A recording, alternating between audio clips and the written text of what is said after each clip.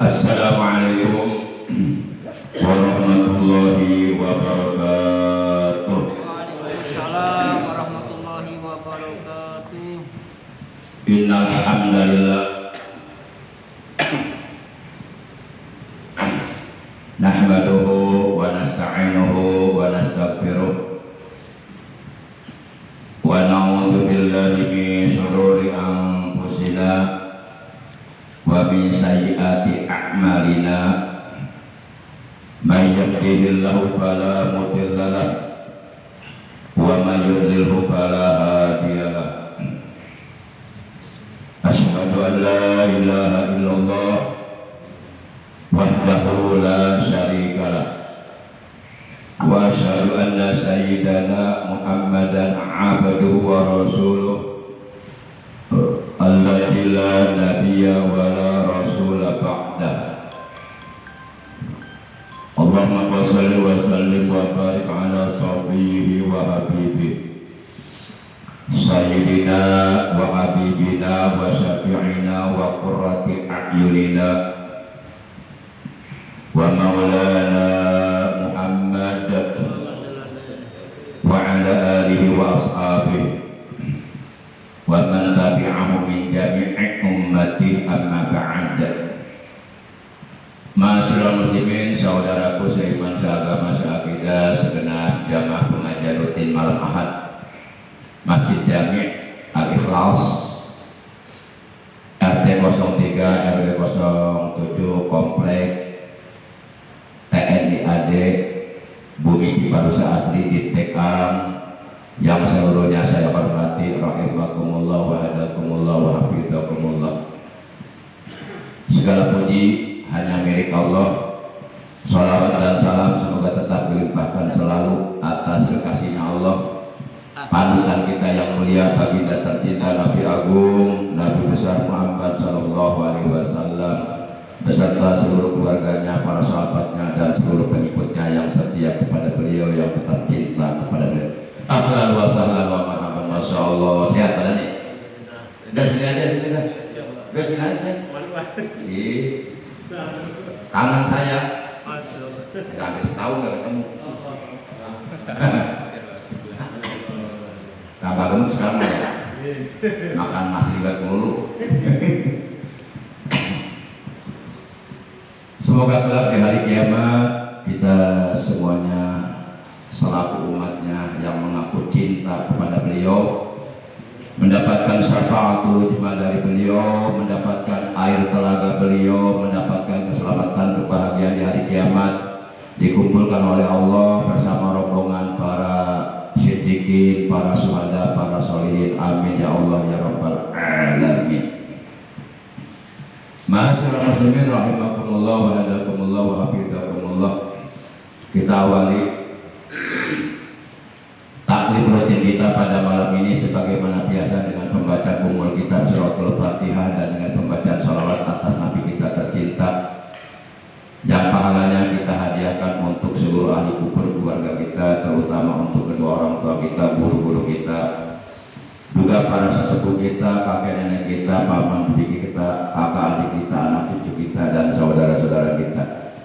Sekaligus kita bermunajat kepada Allah, semoga dengan barokah, karomah, mukjizat, kemuliaan dan keagungan dari surah Al-Fatihah sebagai ummul Quran dan barokah dari bacaan salawat atas kekasihnya Allah, apabila ada di antara anggota keluarga kita ataupun saudara kita ataupun guru kita, murid kita, jamaah kita, tetangga kita yang seiman dengan kita yang saat ini sedang dalam keadaan sakit, semoga oleh Allah lekas disembuhkan dari sakitnya dan diberikan kesehatan yang barokah untuk beribadah kepada Allah secara istiqomah. Anak-anak kita yang sedang dalam keadaan menuntut ilmu di pondok pesantren dan ataupun di lembaga pendidikan Islam yang lainnya, kita doakan semoga mereka oleh Allah dikaruniai umur yang panjang yang barokah, selalu disehatkan zahir batinnya dalam taat ibadah kepada Allah secara istiqomah, dijadikan orang-orang yang soleh dan solihah, diberikan ilmu yang bermanfaat, yang barokah, yang disertai hidayah, berakhlak mulia, berguna bagi agama dan bangsa. Bitil kaniyatil Fatihah. أعوذ بالله من الشيطان الرجيم بسم الله الرحمن الرحيم الحمد لله رب العالمين الرحمن الرحيم مالك يوم الدين إياك نعبد وإياك نستعين اهدنا الصراط المستقيم صراط الذين أنعمت عليهم غير المغضوب عليهم ولا الضالين رب اغفر لنا آمين صلاة الله سلام الله على طه رسول الله صلاة الله سلام الله على طه رسول الله صلاة الله سلام الله على ياسين حبيب الله على ياسين حبيب الله توسلنا بسم الله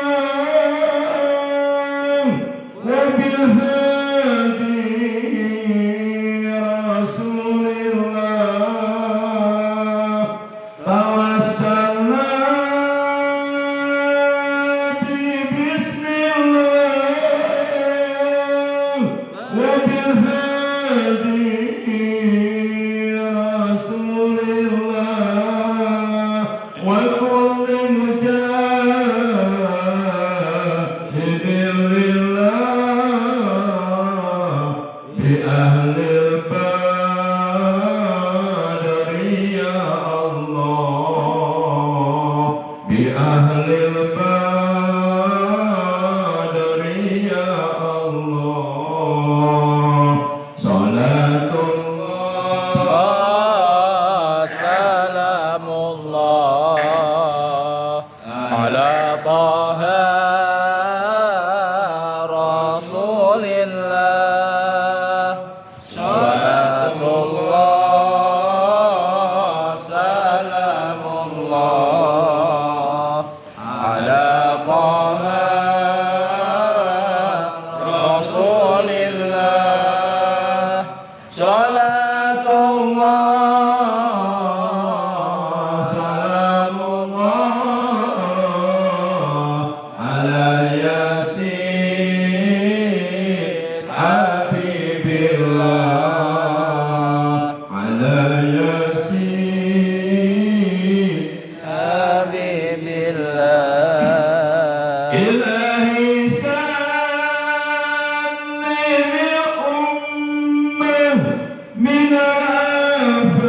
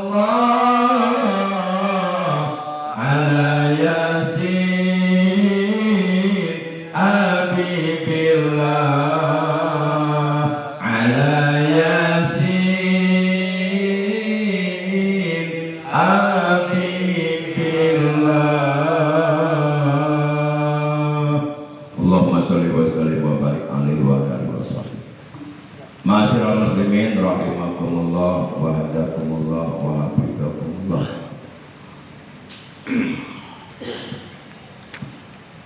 Dalam salah satu hadis, baginda kita yang mulia tercinta, Nabi Agung, kekasihnya Allah, panutan kita, suri tauladan kita, Nabi besar Muhammad sallallahu alaihi wasallam.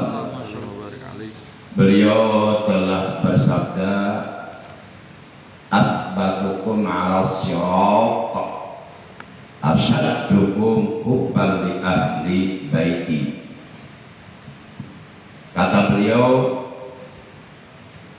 kamu yang paling kokoh pijakan kedua telapak kakinya ketika melintas di atas sirat atau jembatan gawat darurat yang ada di akhirat, di mana jembatan tersebut adalah jembatan yang menuju ke surga, dan di bawah jembatan tersebut api neraka berkobar-kobar, menyala-nyala, yang apabila siapapun tergelincir kakinya, jatuh, maka jatuhlah ia ke dalam kobaran api neraka yang panas menyala-nyala.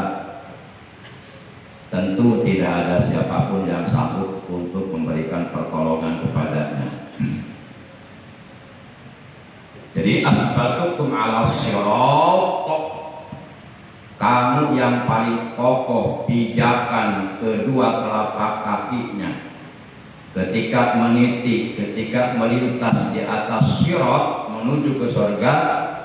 Kata beliau dalam hadis ini adalah asyaddukum li ahli baiti, adalah kamu yang paling banget, yang paling sangat amat kecintaanmu kepada ahlul baitku, kepada keluargaku, kepada anak cucuku, kepada dzurriyyahku, kepada keturunanku, yaitu para habaib yang silsilah nasabnya nyambung sampai kepada Rasulullah Sallallahu Alaihi Wasallam, di mana di dalam setiap tubuh para habaib itu mengalir darah daging Rasulullah Sallallahu Alaihi Wasallam. Kita diwajibkan mencintai mereka dan menjaga kecintaan kita kepada mereka. Kita diwajibkan, diperintahkan untuk supaya tetap mencintai mereka, karena dengan mencintai mereka secara tidak langsung itu artinya kita mencintai Rasulullah Sallallahu Alaihi Wasallam. Karena ada hadis yang mengatakan, la yu'minu ahadukum hatta akuna ahabba ilaihi min nafsihi wa ahli ahabba ilaihi min ahlihi wa ikrati ahabba ilaihi min ikratihi wa dzurriyyati ahabba ilaihi min dzurriyyatihi. Kata beliau, tidaklah sempurna iman salah seorang di antara kamu, bahkan tidak dikatakan kamu sebagai orang beriman, sehingga aku, kata beliau, lebih dicintainya daripada ia mencintai dirinya sendiri. Jadi yuk kita buktikan kecintaan kita kepada Rasulullah dengan cara melebihi kecintaan kita kepada beliau daripada kecintaan kita kepada diri sendiri, seperti apa yang telah dibuktikan oleh para sahabat Nabi, oleh Sayyidina Abu Bakar Siddiq, oleh Sayyidina Umar bin Khattab, oleh Sayyidina Utsman bin Affan, oleh Sayyidina Ali bin Abi Thalib, dan oleh para sahabat yang lainnya. Mereka telah membuktikan kecintaan mereka kepada Rasulullah melebihi kecintaan mereka terhadap diri mereka sendiri. Kemudian yang kedua, wa ahli ahabba ilaihi min ahli, dan keluargaku, ahlul baitku, yaitu orang-orang yang silsilah nasabnya nyambung kepadaku. Kalau kita ingin mengetahui seseorang itu silsilah nasabnya nyambung nggak kepada Rasulullah, kita tinggal mendatangi Robitoh Alawiyah. Kalau Jakarta tepatnya di Kalibata. Sekarang di Bekasi juga udah ada katanya, ya, Robitoh Alawiyah. Di situ semuanya ada data-datanya. Siapapun di Indonesia ini, para habaib yang nasabnya nyambung Rasulullah, ada catatannya di situ semua lengkap. Dan keluargaku lebih dicintainya daripada ia mencintai keluarga sendiri. Yuk kita buktikan kecintaan kita kepada Rasulullah dengan cara mencintai Rasulullah mencintai keluarga Rasulullah melebihi kecintaan kita kepada keluarga kita sendiri. Dulu ada seorang saripah janda punya anak 3, nggak punya suami, hidupnya melarat. Dia mendatangi seseorang yang ada di kota itu, dan konon orang tersebut yang didatanginya seorang alim, seorang yang alim, seorang ustadz dan kaya raya. Sampailah Saripah beserta 3 orang anaknya kepada orang alim tersebut. Lalu Saripah mengatakan, adakah bagi kami tempat untuk kami menginap di rumahmu? Adakah kamar yang kosong supaya kami beserta 3 orang anak kami tinggal di rumah kosong tersebut? Kami ini adalah juriyah Rasulullah. Nah, orang alim ini nggak percaya. Mana buktinya? Kalau kamu adalah juriyah Rasulullah, coba tunjukkan buktinya. Aku perlu bukti. Kalau ada bukti silakan. Kamu dan 3 orang anakmu menempati rumahku yang kosong tanpa dipungut uang sewa. Ya, kalau Tuhan percaya, terimalah kami. Tapi kalau memang Tuhan menanyakan bukti, ya Tuhan nggak percaya, ya udah nggak apa-apa. Berangkatlah Saripah beserta 3 orang anak tersebut, lalu mendatangi orang Yahudi sebelahnya. Orang Yahudi juga, dia seorang pengusaha juga. Dan Saripah mengatakan kepada orang Yahudi tersebut seperti apa yang telah dikatakan kepada orang alim tadi. Tanpa menanyakan bukti, orang Yahudi langsung menerima. Oh, kebetulan ada kamar yang kosong, silakan ibu dan 3 orang anak ibu tinggal di situ. Sampai kapanpun silakan, diterima. Beberapa hari kemudian, ini orang alim dalam tidurnya mimpi memanggil Rasulullah. Dalam mimpinya dia memanggil Rasulullah, ya Rasulullah, ya Rasulullah, ya Rasulullah. Tapi Rasulullah tidak mau menolehnya. Ya Rasul, aku umatku, berikan syafaat kepadaku. Ya Rasulullah, itu istana apa itu? Istana putih, begitu megah. Akhirnya Rasulullah berbalik.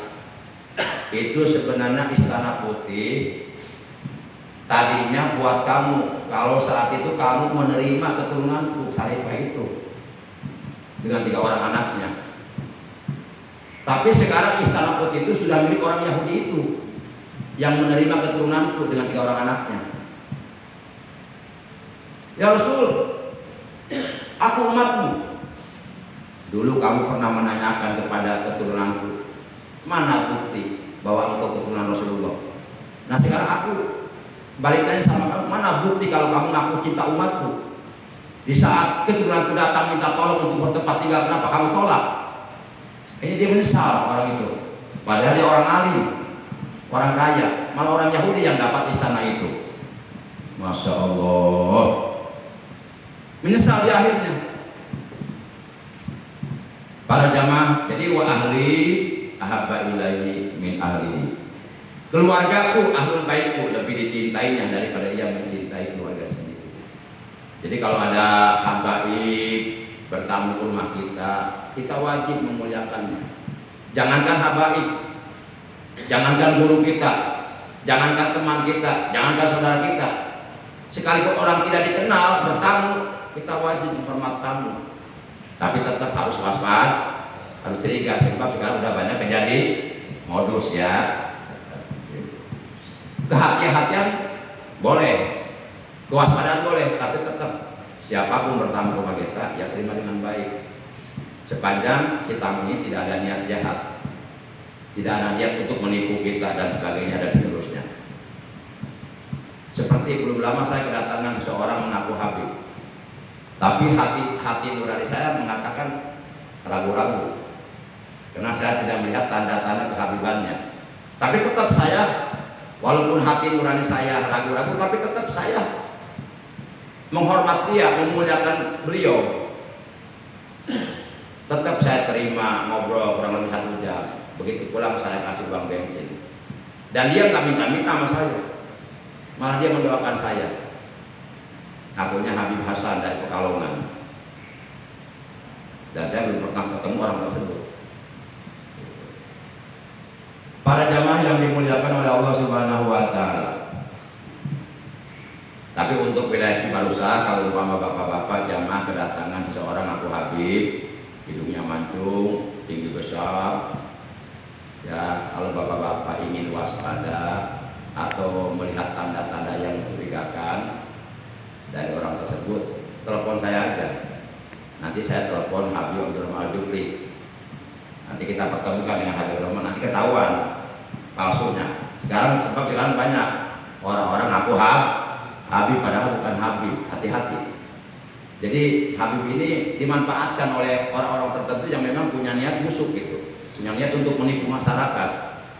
Akhirnya nama baik Habib jadi tercoreng. Banyak. Belum lama kan di Setu ketangkap. Ternyata dia bukan Habib, ngaku Habib. Cepet digebukin sama warga. Kan kasihan juga. Hati-hati. Tapi kalau Pak Jepri ngaku Habib, kayaknya orang nggak percaya. Matanya sipit kayak orang Cina. Habib matanya belo-belo ya, belo-belo kayak orang Palestina gitu, belo-belo, hidungnya mancung-mancung, tinggi besar. Tapi nggak semua begitu, ada juga Habib yang pendek, pesek, matanya ada. Itu teman saya Usman, suka makmur. Dia orangnya pendek dan hidungnya nggak mancung. Tapi tetap bagaimana juga dia Habib. Gitu. Tetap kita muliakan, kita hormati. Kemudian yang ketiga, wa ikrati ahabba ilaihi min ikrati. Anak cucuku, cucu-cucuku lebih dicintainya daripada ia mencintai cucunya sendiri. Dengan mencintai cucu-cucu Rasulullah melebihi kecintaan kita kepada cucu-cucu kita sendiri, insya Allah hal ini akan dapat menyempurnakan keimanan kita kepada Allah. Jadi antara iman yang ada di dalam hati kita dengan kecintaan yang ada di hati kita kepada Rasulullah, kepada keluarganya, kepada anak cucunya, kepada keluarganya, itu adalah perkara yang dapat menyempurnakan keimanan kita kepada Allah, dan itu hubungannya sangat kuat dengan keimanan kita.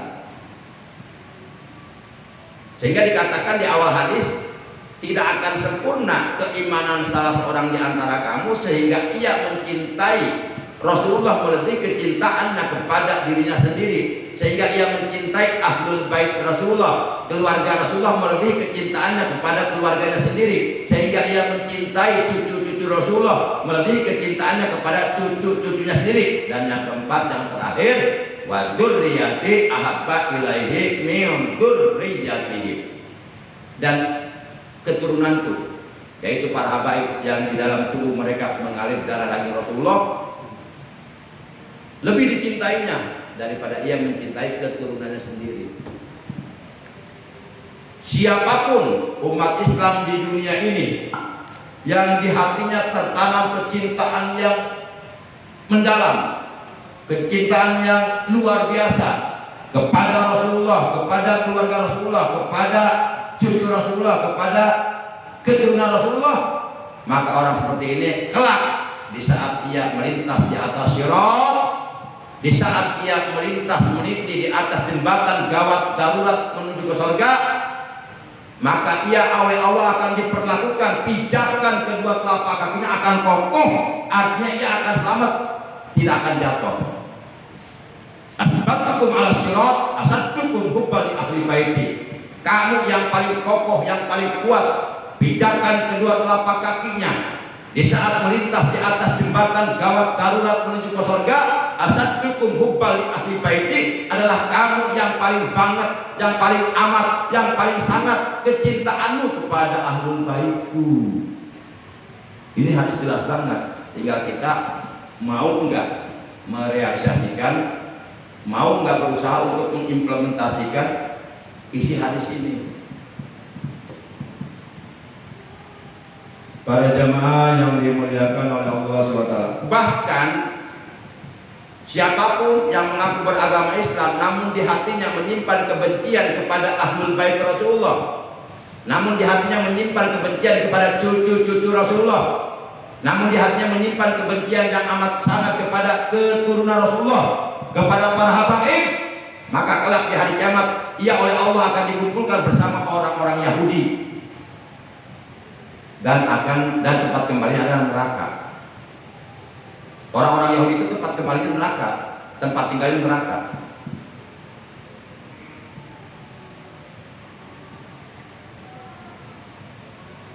Bahkan orang yang di dalam hatinya menyimpan kebencian kepada Rasulullah, kepada keluarganya, kepada cucu-cucunya, kepada keturunannya, dia akan mati dalam keadaan su'ul khotimah. Dia akan mati dalam keadaan buruk. Dia akan dicabut nyawanya dalam keadaan tidak membawa iman. Imannya lepas. Dan dia mati sebagai orang kafir. Dan dia pasti akan menjadi penghuni neraka.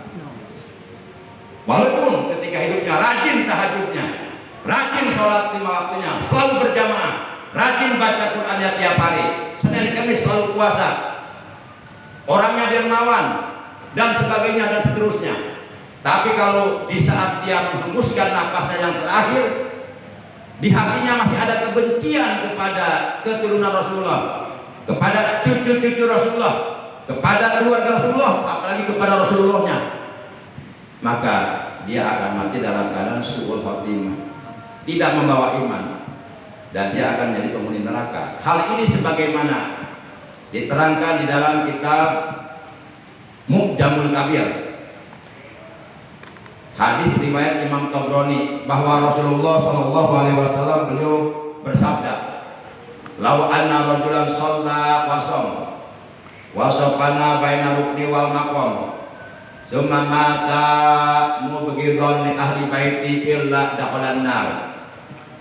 Seandainya seseorang rajin sholatnya, rajin puasanya,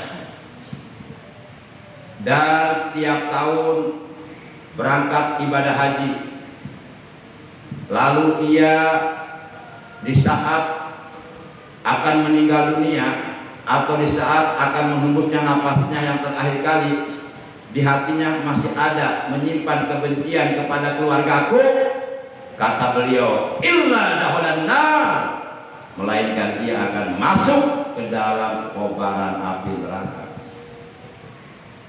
Karena konsekuensinya adalah kalau kita mencintai keturunan Rasulullah, kalau kita mencintai cucu-cucu Rasulullah, kalau kita mencintai ahlul bait Rasulullah, keluarga Rasulullah, itu artinya sama dengan kita mencintai Rasulullah. Dan kalau kita mencintai Rasulullah, sama dengan kita mencintai Allah. Dan kalau kita mencintai Allah, tentu Allah akan menjadikan kita di akhirat sebagai penghuni surga. Yang kedua, supaya kita bisa mendapatkan kecintaan Allah, maka kita harus bisa mendapatkan kecintaan Rasulullah.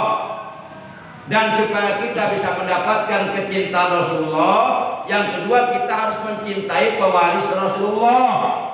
Siapa mereka? Para ulama. Para ulama yang konsisten, yang komitmen, yang istiqomah, menegakkan amar ma'ruf nahi anil munkar. Para ulama yang konsisten, komitmen, yang istiqomah, mempertahankan, memperjuangkan, mensiarkan, mengagungkan ajaran Islam. Para ulama yang konsisten, komitmen, istiqomah secara kontinu, meneruskan perjuangan dakwah Rasulullah di zaman sekarang. Mereka adalah pewaris para nabi. Kita wajib memuliakan mereka.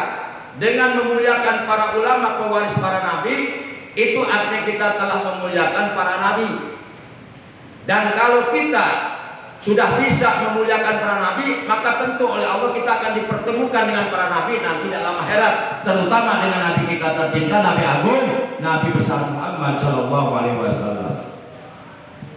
Makanya di dalam kitab Mukhtarul Ahadits terdapat sebuah hadis Rasulullah bersabda, akrimul ulama fa innahum warasatul anbiya faman akramahum faqad akramallaha wa man akramallaha famaqahul jannah. Kata beliau, muliakan oleh kalian para ulama, cintai oleh kalian para ulama, jangan dibenci, jangan dijauhi, dekati. Selalulah berkumpul dengan para ulama yang soleh, bukan para ulama pengkhianat agama, bukan. Para ulama yang soleh. Sebab di akhir zaman ada juga ulama yang ulama yang busuk. Awas, hati-hati. Kita harus bisa memilah dan memilih mana ulama yang patut kita ikuti. Tentu ulama yang warasatul anbiya, tentu ulama yang tetap komitmen memegang amanah para rasul untuk mempertahankan agama Allah di muka bumi. Bukan para ulama yang justru menjual agama demi kepentingan pribadi, demi mendapatkan uang, demi mendapatkan jabatan. Tidak, bukan itu. Itu haram kita mengikuti ulama seperti itu. Muliakan oleh kalian para ulama yang warasatul anbiya, para ulama yang tetap konsisten, komitmen, memegang teguh amanah kepercayaan dari para rasul untuk mempertahankan agama Allah di muka bumi. Karena sesungguhnya para ulama yang warasatul anbiya, mereka adalah pewaris para nabi. Barang siapa yang memuliakan mereka, maka sungguh ia telah memuliakan Allah dan Rasulnya. Dan barang siapa yang telah memuliakan Allah dan Rasulnya, maka tempat tinggalnya di akhirat adalah surga. Kenapa? Dengan memuliakan ulama, itu artinya kita telah memuliakan Rasulullah. Kenapa? Dengan memuliakan Rasulullah, itu artinya kita telah memuliakan Allah. Dengan memuliakan ulama, itu artinya kita memuliakan Rasulullah, karena para ulama adalah kekasihnya Rasulullah. Dengan memuliakan Rasulullah, kita telah memuliakan Allah, karena Rasulullah adalah kekasih Allah. Sebagaimana dalam hadis, man akrama aliman faqad akramani li'annahu habibi, wa man akramani faqad akramallaha li'anni habibu, wa man akramallaha fama'wahul jannah. Barang siapa yang memuliakan ulama, maka sungguh ia telah memuliakan aku, karena ulama adalah kekasihku, kata Rasulullah. Dan barang siapa yang telah memuliakan aku, maka sungguh ia telah memuliakan Allah, karena aku adalah kekasih Allah. Kata siapa? Kata Allah, innahu habibi, sesungguhnya Muhammad adalah kekasihku, kesayanganku, kecintaanku. Satu-satunya manusia yang aku ciptakan, yang paling aku cintai adalah Nabi Muhammad Shallallahu Alaihi Wasallam. Dan barang siapa yang telah memuliakan aku, kata Rasulullah, fama'wahul jannah, maka tempat tinggalnya di akhirat adalah surga untuk selama-lamanya. Khalidina fiha abada, radhiyallahu anhum wa radu'an. Jadi kaliman khasya rabbah, mereka kekal tinggal di dalam surga untuk selama-lamanya. Allah ridho kepada mereka, dan mereka pun senang menjadi penghuni surga, bisa berjumpa dengan Allah. Itulah balasan dari Tuhan mereka bagi orang-orang yang takut kepada Allah. Nah, selain kita menjaga kecintaan kita kepada keluarga Rasulullah, ya minimal paling tidak di hati kita tertanam rasa cinta kepada keluarga Rasul. Walaupun kita belum bisa membuktikan, minimal paling tidak ada tertanam di hati kita rasa cinta kepada keluarga Rasul. Ya syukur-syukur kita bisa membuktikan dengan perbuatan itu. Para jamaah yang dimuliakan oleh Allah Subhanahu wa taala. Nah, di samping kita menjaga kecintaan kita kepada Rasulullah, kepada keluarganya, anak cucunya, keturunannya, supaya kita nanti manakala kita melintas di atas sirat, jembatan gawat darurat menuju surga selamat sampai masuk ke dalam surga, juga jangan lupa berdoalah kepada Allah setiap selesai sholat 5 waktu, mohon agar diselamatkan di hari kiamat nanti manakala kita melintas di atas sirat dengan doa Allahumma sallimna ala sirat ma'a aqdami ibadika sholihin. Allahumma sallimna ala sirat ma'a aqdami ibadika sholihin. Allahumma sallimna ala sirat ma'a aqdami ibadika sholihin. Apa ya? Coba kita baca bareng-bareng. Allahumma sallimna ala sirati ma'a aqdami ibadika sholihin. Supaya apa? Allahumma sallimna ala sirati ma'a aqdami ibadika sholihin. Allahumma ya Allah, sallimna, selamatkanlah kami ya Allah, ala sirat, ketika melintas di atas sirat, jembatan gawat darurat, ma'a aqdami ibadika sholihin, bersama kakinya hamba-hambamu yang soleh. Sebab orang-orang soleh oleh Allah pasti akan diselamatkan ketika melintas di atas sirat. Nah, kita ingin bersama mereka diselamatkan juga oleh Allah. Allahumma sallimna ala sirati ma'a aqdami ibadika sholihin. Mudah-mudahan doa ini bisa kita amalkan, bisa kita baca setiap selesai sholat 5 waktu. Allahumma sallimna ala sirati ma'a aqdami ibadika sholihin. Ya Allah, selamatkan kami ketika kami melintas di atas sirat bersama kakinya hamba-hambamu yang sholih. Demikian tahlil kita malam ini, kurang lebihnya mohon maaf. Terima kasih atas perhatiannya, atas kehadirannya. Mudah-mudahan dosa-dosa kita, dosa kedua orang tua kita, saudara-saudara kita, anak cucu kita yang telah meninggal diampuni oleh Allah Subhanahu wa taala. Amin ya Allah ya rabbal alamin. Akhirnya mari kita tutup dengan ucapan hamdalah. Alhamdulillahi rabbil alamin. Subhanakallahumma wa bihamdika asyhadu an la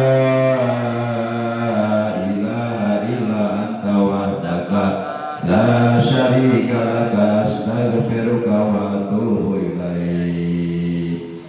Allahumma sallimna ala sirati ma'a qadami ibadika sholihin. Rabbana zidna ilman nafi'an wal hidayah wal barakah. Allahumma sallim wansur ikhwanana muslimina wal muslimat wal mujahidina fi Palestin. Sallimhum wansurhum ya Allah wa jami biladil muslimin bijahi habibika sayyidi rijalil mu'minin sallallahu wa sallam alaihi wa alihi wa sahbihi ajma'in. Allahumma ahlik man fi halatihi salah islam wal muslimina fi Palestin. Allahumma ahlik julis yaul Israel, ahlikum halakan adilan, ahlikum halakan sari'an bi'izzatika wa qudratika innaka ala kulli syai'in qadir. Rabbana atina fid dunya hasanah wa fil akhirati hasanah wa qina adzabannar. Wa sallallahu ala sayyidina Muhammad wa ala alihi wa sahbihi wa baraka wa sallam. Subhana rabbika rabbil izzati amma yasifun wa salamun ala al-mursalin walhamdulillahi rabbil alamin. Terima kasih. Ada Allah wa iyyakum ajmain. Wassalamualaikum warahmatullahi wabarakatuh.